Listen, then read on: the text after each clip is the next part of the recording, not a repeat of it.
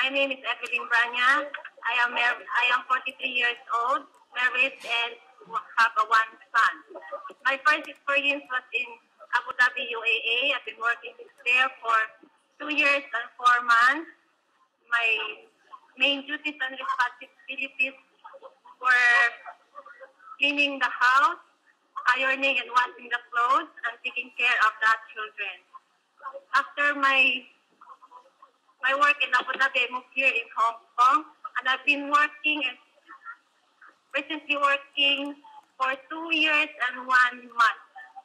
My employers have 2 kids, and 8 years old and 4 years old. My main duties and responsibilities were cleaning the house, cooking, taking care of the children. I help them for their homework, reading them books, and play with them. I am patient and